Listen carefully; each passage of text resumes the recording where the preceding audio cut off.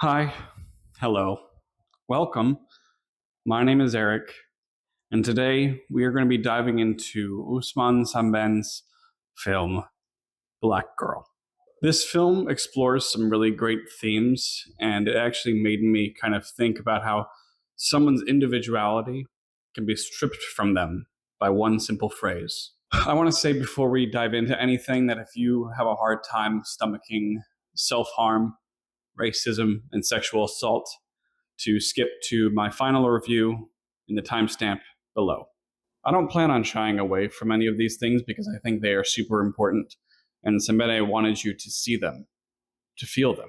I certainly did, and I came away from the film with an entirely new perspective, and I hope you will too. So, let's jump right in. The film's title, Black Girl, came from a short story by Sembene in the book he wrote, Voltaïque, a collection of short stories written by Sembene and inspired by real-life events such as this. In a French newspaper, the headline, Black Girl Kills Herself in Employer's Bathtub, sparked outrage in Sembene, and for good reason. You see, when you put the phrase Black Girl, it strips someone of their identity, who they are, and what they mean to this world. They no longer have any personality, any history, any emotions. They are just simply Black Girl. You often see headlines like white woman floating around as well, but then it eventually goes into their identity as a person. The article often goes into their lives, their thoughts, emotions, their fears, or any accomplishments that they may have made. However, when you take the phrase Black Girl and you apply it to the same thing, it becomes deeply dehumanizing, especially for what she did. She has a name. Sembene knew this, and he wanted to tell her story. The film opens with our main character, Diouana, exiting a ship from Dakar and arriving in France. Now, she stands out in a crowd, absolutely. But that's the point. When she comes off of the ship, she is surrounded by all of these white people, but she is standing proud. And I absolutely love how the camera chooses to keep her in focus the entire time. Take a look. Est-ce que quelqu'un est venu m'attendre?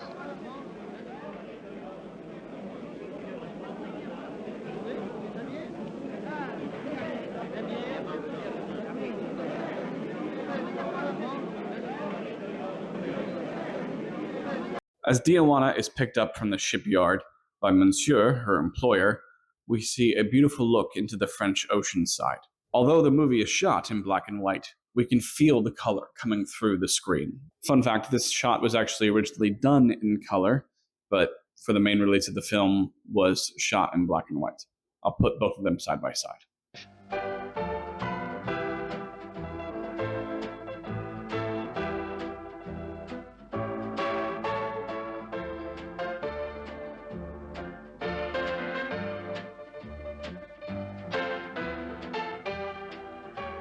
C'est beau, la France.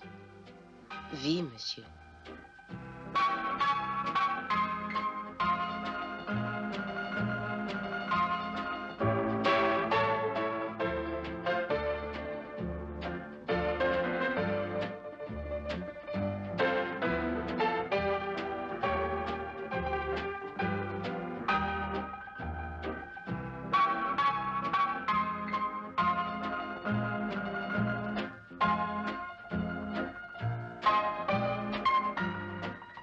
Diouana arrives and is greeted warmly by Madame. As she is shown her new room, the living room, and the kitchen. Okay, I guess Pepper's just living here now. Hello, honey. That warmth quickly goes away when Diouana is told to do the family's chores. Cooking, cleaning, etc. This whole time, Madame is berating her for wearing these beautiful dresses. Ça fait 3 semaines que tu es habillée comme ça. Enfin, change de tenue.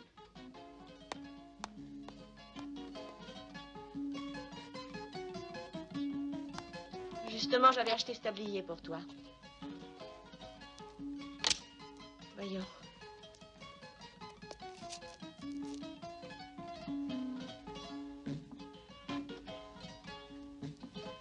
Side note, the actress who played Diouana was a seamstress in real life, and all of the dresses you see in the film are hers that she made. I think that's quite wonderful. The only one that is not hers is the one from the opening shot that is white with black polka dots. Diouana believed that she was hired to take care of the children. At least that's what she was doing in Dakar. But as the days go on, there are no children to be found.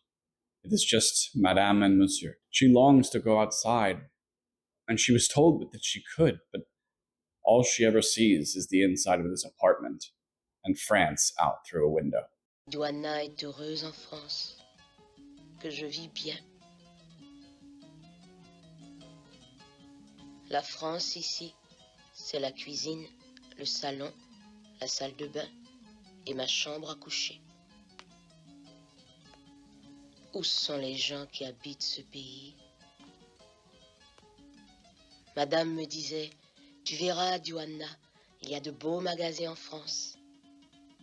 Est-ce ce trou noir qui est la France? As the film progresses, we get flashbacks to her life in Senegal and how happy she was to be able to go to France and have employment, and all the pretty dresses she would get to shop for. In sharp contrast to actually being in France, all we ever see is these apartments and these four walls. Whereas in Senegal, all the shots take place primarily outside, which I think is such a beautiful way to capture that feeling of freedom that you wouldn't find anywhere else. Madame and Monsieur host a party for their friends, and Madame tells Diouana to go and prepare a meal of rice and peanut sauce. And in typical white people fashion, they find it too spicy. Ma sauce n'est pas trop relevée. Et si les enfants ne venaient pas? Je suis impatiente de goûter. Vous verrez, c'est très bon. This is where I got upset. I mean, I was upset before, not at the spicy thing. That is primarily true. White people hate spice. But one of the party guests asks if he can kiss Diouana because, quote, he has never kissed a black girl before. Vous permettez, mademoiselle? Je n'ai jamais embrassé une négresse. J'ai l'impression qu'elle n'est pas contente.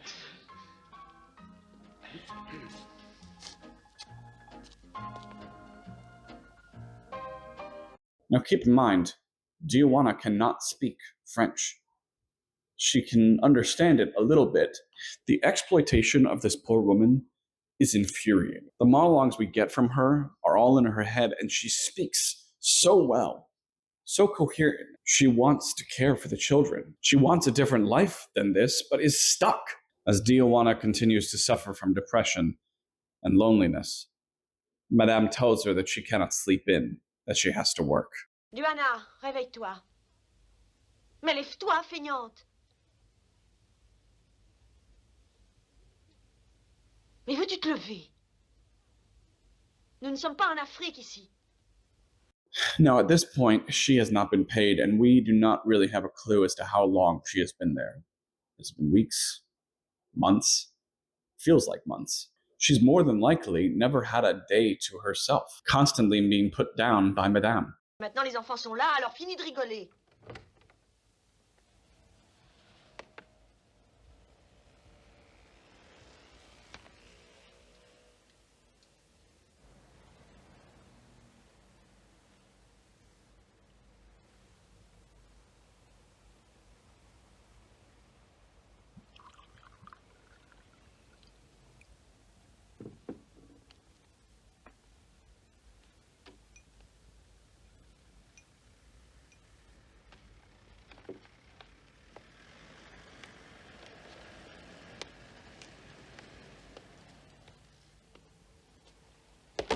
Diouana, tu es malade?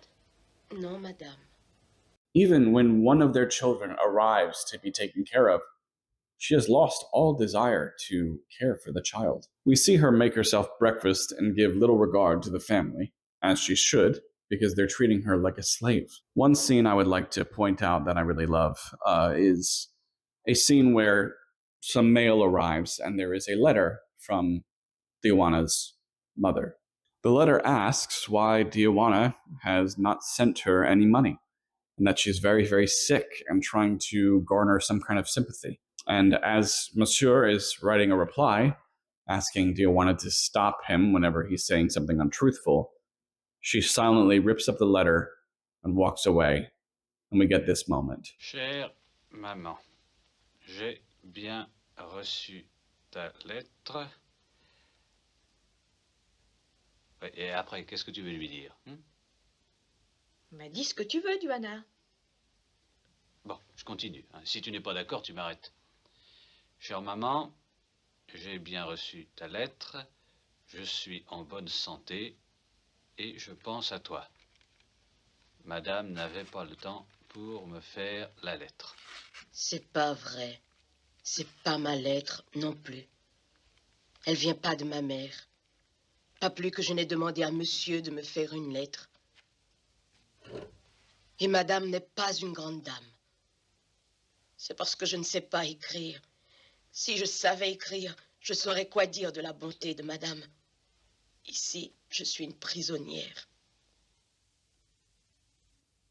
As Diouana begins to accept that she's going to take back her life, Madame and Monsieur go for a walk.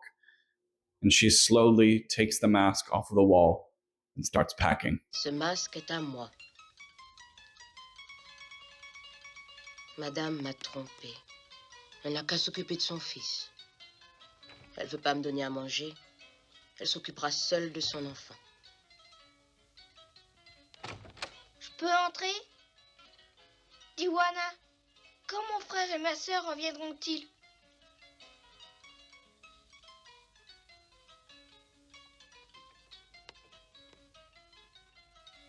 When Madame returns, she sees the place just as dirty as when she left it, and she starts to scold Diouana. Again, she tells them that she refuses to work until she is paid appropriately, and they give her 20,000 francs, which at that point would have been a little over $400.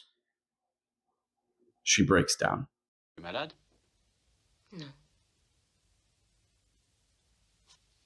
Tu veux quoi? Tu veux ton argent? Voilà 20 000 francs. 10 000 CFA. 10.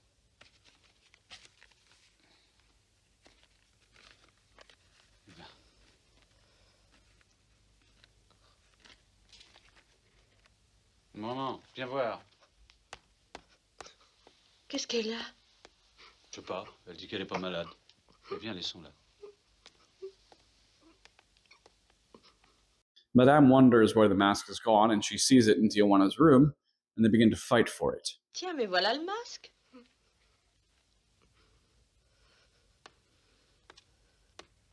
C'est à moi! Veux-tu lâcher? C'est à moi! Veux-tu lâcher? Mais lâche ce masque! Lâche ce masque, je te dis! À moi! Elle est complètement Qu'est-ce qui se folle. passe? Elle a décroché le masque. Ben, ce masque est à elle. C'est elle qui te l'avait donné. Quelle ingrate! Après tout ce que j'ai fait pour elle. Diouana eventually wins the mask. She tells us, the audience, that she will never see Madame again, and Madame will never see her. She slits her throat in their bathroom, and we cut to the French ocean side with a beach, and a bunch of French people laughing and playing. We zoom in on a headline in a French newspaper saying, "Black girl kills herself in employer's bathtub." Diouana's life means nothing to them. Her story is subject to just a paragraph in a local newspaper. As the film reaches its climax, we see Monsieur take the mask and Diouana's belongings back to her mother in Dakar. He drops them off and tries to pay the mother the 20,000 francs, but her mother refuses, rightfully so. As Monsieur looks around in confusion, he takes the money, puts it in his pocket, and starts to walk away. At that point, a young boy that followed Diouana around in the village takes the mask, puts it on, and follows Monsieur back to the shipyard, following closely behind, and basically acting as a way to drive out the French.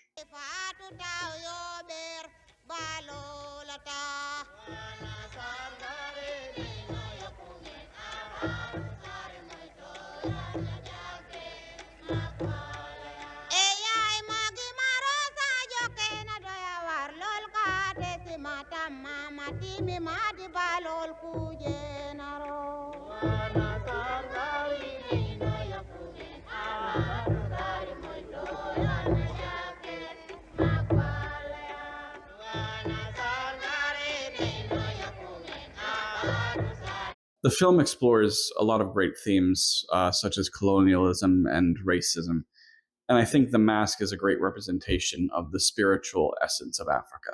The mask is a symbol of deities in Dakarian culture and is also used to summon spirits in rituals. When Diouana gives them the mask, they accept it, but then they just put it up next to a bunch of others that they have been given or taken. The mask, being surrounded by other things of that nature, shows that in this moment, Diouana is surrounded by the spirits of her family and her ancestors.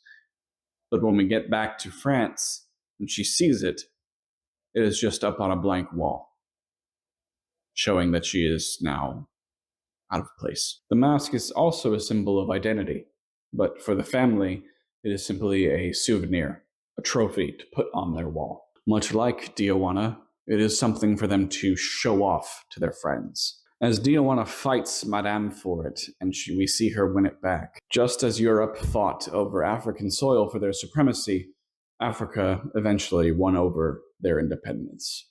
Another theme I want to highlight is societal hierarchy. How you do that and how you accomplish that is that you look down upon others based on their race, something that Madame chooses to do to Diouana. The only way for Madame to feel in control is to belittle her, make her feel inferior. This is a tactic that is being used even to this day. One thing that I really love is that even though the movie is called The Black Girl, Diouana is the only one with an actual name. The other characters are called Madame, Monsieur, and even Diouana's boyfriend. I think the idea of being stripped of your identity and not being able to speak the language of your employer or even write out your feelings, in a way, you are becoming mute. And even though you can speak perfectly fine, you have nothing that you can say. Like I mentioned before, Diouana understands a little bit of French, but when we hear her inner monologue through her head, she speaks so poignantly, so well. She is incredibly smart. It reminds me a lot of, it's kind of a random side subject, but it reminds me of Sofia Vergara's character in Modern Family. How she yells at Jay, "Do you know how smart I am?" in my own language. I think Sembène's directorial debut is so important in today's world and society. Diouana's story is old, but important, and it is happening even to this day. I encourage you, I beg you, please go watch this film. Go to the library, try to stream it on Amazon Prime. Even though I'm doing this on physical media, find a way to watch this movie. And I hope it will have the same effect on you as it did on me. Hi there. Editing Eric here. I just wanted to bring to light something that during my research I found that made me a little upset, and I wanted to bring attention to it. So this is from legendary film reviewer Roger Ebert. He reviewed Black Girl, as he reviews many movies, and sometimes he hits the mark, sometimes he doesn't, and I think this is one where he doesn't, and it actually annoys me how far off he is. The weakness of Black Girl is in its slow, journeyman style. One feels that Sembène learned filmmaking by making this film. It also suffers from a kind of primitive naturalism, as if the script were by James T. Farrell. Every motive is spelled out in unnecessary detail, and little attempt is made to get into the minds of the characters. The maid's white employers, in particular, are drawn as such broad caricatures that we never believe in them as flesh and blood. People are stupid and casually cruel, yes, but rarely in such a direct and even melodramatic way as these two. Now, this upsets me, because it misses the mark completely. It's not about Madame and Monsieur, it's about Diouana. So if your takeaway was to be like, well, I think we should have gotten to the minds of the other characters, you're wrong. You're just simply wrong. And I implore you, if you do watch this film, which I so desperately want you to, just keep that narrow-mindedness out of it. Expand your palette, because it's so necessary to get this film. And while I do believe that sometimes in movies you can have a caricature of cruelty and racism, like if you watch Django Unchained or really anything by Quentin Tarantino that has to do with racism, that's a caricature. But we know that going in. This feels a little bit more grounded in reality, even for the 60s. So, I I'm sorry. Actually, I'm not sorry. You're wrong, Roger. Simply put, this is a bad take. Horrible. Anyway, that's all I wanted to say. Back to the video. As always, thank you so much for watching and joining me on this journey today as we watch Black Girl. Have you seen this movie? What are your thoughts? What are some of your favorite moments or some themes that I may not have touched on? I would love to hear it. If you like this video and you want to see more, please go ahead and subscribe, or you can check out the link right here to the cinematic peek and watch my other videos as well. I will be taking this week off for Thanksgiving as I enjoy family, so the next video will be out in 2 weeks. The next movie we will be watching is Tropical Malady, which is about a soldier who falls in love with a country boy and what that means for their future. Till then, enjoy the holiday, and as always, I'll see you in the next video. Adieu.